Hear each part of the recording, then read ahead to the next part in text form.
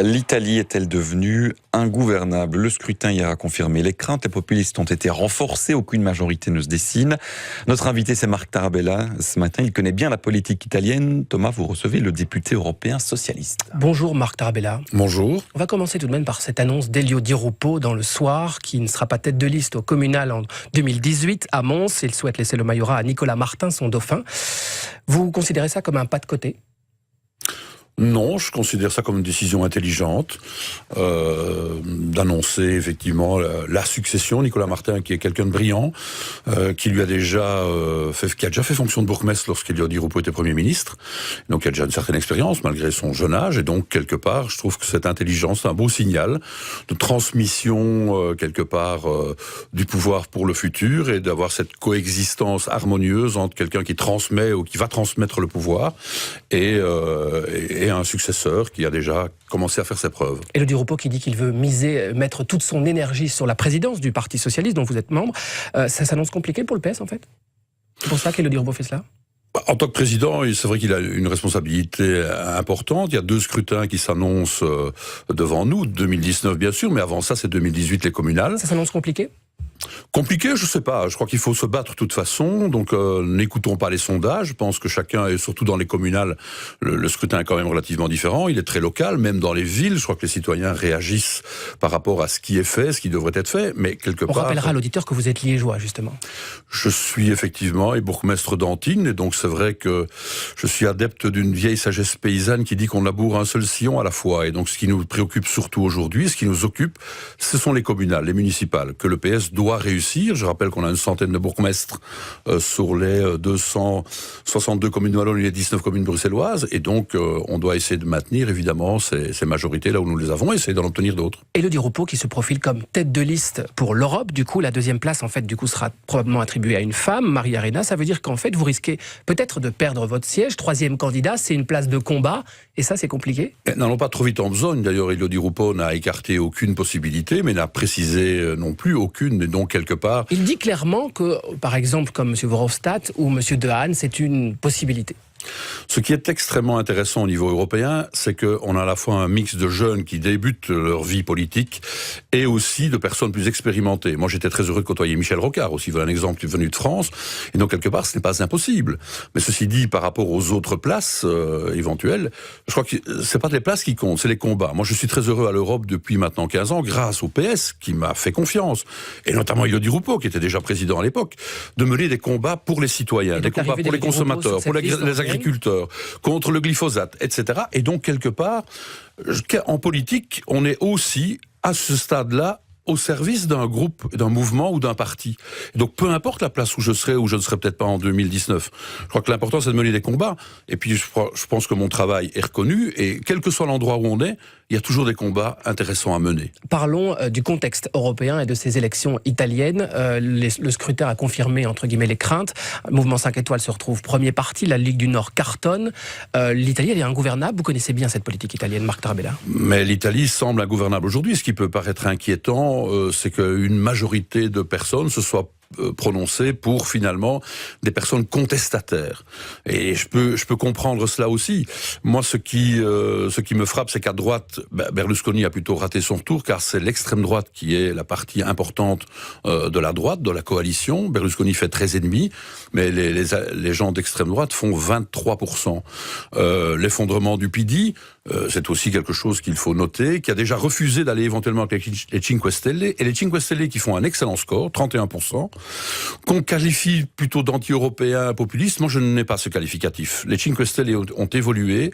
Moi, je travaille avec pas mal d'entre eux au Parlement européen. Ce sont généralement des jeunes plutôt instruits, où il y a l'égalité homme-femme d'ailleurs, et qui sont des environnementalistes, et beaucoup sont progressistes. On réexpliquera quand même que ce mouvement 5 étoiles est un mouvement citoyen, entre guillemets, inspiré de la base, mais avec quand même un discours très populiste, contre le système, contre les actuels dirigeants, un peu dans le registre quand même tous pourris. Vous êtes proche, en tant que socialiste, de ce mouvement-là ? Moi, au Parlement européen, je travaille avec des gens. Je ne travaille pas avec des étiquettes de partis. Et quand je travaille avec des gens des Cinque Stelle, dans des différents rapports que je dois mener et où je dois avoir des contacts avec des gens des autres groupes politiques, mais généralement, je n'ai eu pas beaucoup eu de problème avec eux, à les convaincre d'arriver sur des positions progressistes. Et quand on vous analysez les votes au Parlement européen, les Cinque Stelle les votent souvent comme les socialistes et démocrates et comme les Verts. Et donc, quelque part, on peut travailler avec eux. Et donc, je crois qu'ils ont changé aussi leur discours. Ils ne sont plus contre l'euro, contre l'Europe. Ils veulent changer d'Europe. Mais ça, les socialistes et démocrates, et notamment au PS, où l'Europe a une place importante. Nous avons eu un congrès hier, un congrès sur notre programme.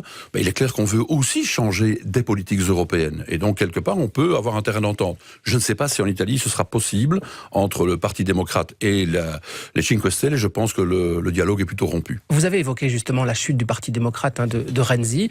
C'est une chute libre, très nette. C'est ça aussi l'avenir de la gauche en Europe ? Non, moi, Matteo Renzi, ça n'a jamais été ma tasse de thé. Et d'ailleurs, je fais une comparaison que je vais oser. Tony Blair, Gerhard Schröder et Matteo Renzi, ce sont des personnes qui ont quelque part, à certains égards, trahi les idéaux de gauche. C'est pas Madame Merkel qui a inventé les jobs mal payés en Allemagne et les flexi-jobs, c'est Gerhard Schröder. Tony Blair n'a jamais voulu d'intégration sociale européenne, même quand il était au pouvoir au Royaume-Uni. Et donc, quelque part, il faut avoir un discours clair. Moi, je suis pas quelqu'un de sectaire, mais je suis pour des vraies valeurs de gauche. Donc pas de social-démocratie et une gauche radicale, c'est ça l'avenir de la gauche en Europe ? La social-démocratie, telle que Michel Rocard d'ailleurs l'a pratiquée aussi, il y a des tabous qu'on ne peut pas franchir. Quand Matteo Renzi a voulu flexibiliser le travail et a dit que son modèle était Tony Blair, il m'a déjà fait très peur. Et qu'est-ce qu'il a fait ? Il a pris des lois que pourrait très bien prendre, et que soutenait d'ailleurs le patronat italien, la Confindustria. Là, je suis désolé, aujourd'hui, dans le rapport de force, c'est le travail qui est maltraité partout en Europe. C'est les gens qu'on essaye de flexibiliser, qui n'ont plus un avenir devant eux. Et quelque part, ça, quand la gauche défend ses idées, quelque part, elle trahit ses idéaux et elle va vers des défaites. Et quand la Belgique, avec un Premier ministre socialiste et de Di Rupo, prend des mesures pour durcir justement les conditions d'accès aux allocations de chômage, notamment pour les jeunes, c'est ça aussi de la compromission ? Non, il faut savoir dire que cette responsabilité, le gouvernement l'a prise. C'était le VLD qui voulait ça, sinon il n'y avait pas de gouvernement. C'est la même logique. Et donc, quelque part, non, le PS a toujours voulu notamment garantir l'accès aux soins de santé et y a tenu la liaison du salaire à l'index, à l'indice des prix à la consommation. Nous avons gardé ça. On a lâché ça. C'est peut-être une erreur qu'on va nous reprocher, et peut-être encore pendant longtemps, mais on savait en faisant ça que les chômeurs, à un moment donné, quand ils n'ont plus accès aux allocations de chômage, comme c'est le cas dans tous les autres pays d'Europe, il y a des filets de sécurité en Belgique. Et le gouvernement fédéral s'était engagé à l'époque à prendre les surplus qui étaient à charge des communes, par exemple par rapport au CPAS. Et donc, quelque part, il y avait un filet de sécurité. Il a fallu faire un gouvernement après 541 jours de crise, et Di Rupo a pris ses responsabilités. Mais évidemment, on nous le reproche aujourd'hui. Mais il faut tenir compte du fait qu'on a gardé, on n'a jamais cédé sur l'accès aux soins de santé. Regardez ce que fait Madame de Bloch maintenant, et notamment sur la liaison des salaires à l'index. Ce gouvernement-ci, évidemment, à peine installé, a taillé dans cette mesure. C'est donc toujours des histoires de coalition. Revenons un petit peu à l'Italie. Vous avez évoqué cette grande coalition de droite, avec un parti d'extrême droite, la Ligue du Nord, qui se retrouve confortée. Ça a pourtant eu les faveurs de l'Europe, cette grande coalition de droite. Comment vous expliquez cela ? Que Merkel, elle n'a pas eu les faveurs. Vous parlez d'Allemagne ou d'Italie ? De l'Italie. De l'Italie. Eh bien, il n'y a pas eu les faveurs de l'Europe. Les Italiens ont voté. Et il y a eu des signes quand même envoyés avant le scrutin, comme quoi l'Europe favorisait cette grande coalition, ou en tout cas approuverait la grande coalition de Berlusconi. Non, ou alors c'est des dirigeants de droite européenne. Enfin, je veux dire, là, la collusion entre la droite et l'extrême droite aujourd'hui me fait peur. Le Parti populaire européen est très responsable de cela un peu partout aujourd'hui en Europe. Quand on regarde la Hongrie, quand on voit ce qui vient de se passer en Autriche, moi, ma crainte aujourd'hui dans l'Europe d'aujourd'hui, c'est cette banalisation par la droite démocrate chrétienne notamment de ces alliances qui jadis faisaient scandale, et c'était bien qu'elles fassent scandale, aujourd'hui avec des gens d'extrême droite. Quel impact ça aura pour l'Europe, un scrutin comme ça italien ?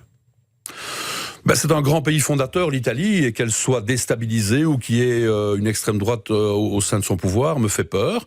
Heureusement, il y a l'Allemagne et la France. La France de Macron, on attend de voir, mais en tout cas sur sa politique extérieure et sa politique européenne, Macron est sans doute quelque chose d'intéressant, représente une opportunité peut-être. Il faut voir au niveau de sa politique sociale et économique.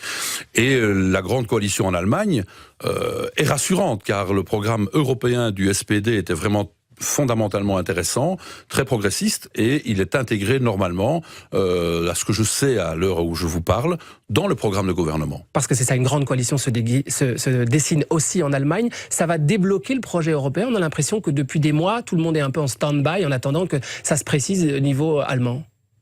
Tout à fait. Il y a eu un stand-by. Malheureusement, c'est un peu dommage que l'Europe soit suspendue à des scrutins. Bon, on est plus attentif au scrutin allemand qu'au scrutin maltais, ça c'est sûr, sans être négatif pour nos amis maltais, mais il est clair que l'Allemagne, c'était fondamental. Le SPD aurait dû aller dans l'opposition, car aussi, là, il y a eu un mauvais résultat. Mais Madame Merkel n'a pas pu faire un gouvernement avec les libéraux et les Verts, assez inconciliable d'ailleurs. Donc, le SPD est venu... Ça va débloquer un certain verrou actuel, vous avez l'impression ? Ça va relancer le projet européen ? Oui, parce que tout le monde se rend compte que le projet européen est en panne et ne répond pas aux attentes des citoyens. Et si, comme on le disait hier lors du congrès du PS sur l'Europe, il y a un désamour entre l'Europe, le citoyen. Il est temps de faire marche arrière. Il est minuit moins 5. Et marche arrière, ça veut dire quoi ? Reprendre des politiques qui sont intéressantes pour les gens, pour les citoyens, qui répondent à leurs attentes. Notamment au niveau de la relance économique et du travail pour les jeunes, mais aussi de la transition énergétique. Et donc il y a moyen de faire une coalition d'intérêts économiques, sociaux et environnementaux pour un développement durable qui profite aux citoyens européens. On a reparlé la semaine dernière du CETA, du nom de ce traité commercial entre l'Union et le Canada, l'Union européenne et le Canada. Vous avez combattu justement les dispositions de cet accord, notamment au niveau de la Commission européenne. Comment vous pouvez à la fois défendre ce projet européen, cette Europe, et passer entre guillemets des mois à l'avouer aux gémonies ? Non, on peut défendre un projet européen. Puisque vous parlez d'accord de libre-échange, il faut plutôt parler, comme le faisait Paul Magnette d'ailleurs dans la déclaration de Namur, d'échange juste. Et quelque part, moi j'ai voté contre le CETA parce qu'il ne protège pas les agriculteurs notamment. Et le Mercosur traite maintenant un nouvel accord qui va faire jour avec l'Argentine, le Brésil et l'Uruguay. C'est la même chose. On doit faire des échanges justes, c'est-à-dire qu'on doit aussi avoir une politique de protection de secteurs clés, l'industrie. Mais regardez ce que font les États-Unis, c'est un hyper-protectionnisme. Il ne faut pas les imiter, mais il faut ouvrir intelligemment. Ce que je veux dire, c'est que c'est le Canada, par exemple, de lire le message. À la fois, on tape souvent sur l'Europe et en même temps, on n'arrête pas de vanter les mérites de ce projet européen qui doit se développer. C'est pas contradictoire ? Non, c'est pas contradictoire. Moi, je suis un député socialiste européen qui est très critique de certaines politiques, notamment au niveau du marché intérieur, il faut le dumping social. On est en train d'essayer d'améliorer les choses. La directive détachement des travailleurs est là pour nous le montrer. Elle est améliorée. Il était temps. Donc, on peut critiquer les politiques européennes sans rejeter l'Europe. Moi, je ne rejette pas l'Europe. L'Europe est probablement la meilleure chose qui soit arrivée dans l'histoire des citoyens au XXe siècle. Sauf qu'il faut réorienter le projet dans l'intérêt des citoyens, car ils ont été un peu et quelque peu oubliés ces derniers temps. Merci Marc Tarabella d'avoir été avec nous ce matin, eurodéputé PS. 7h58 dans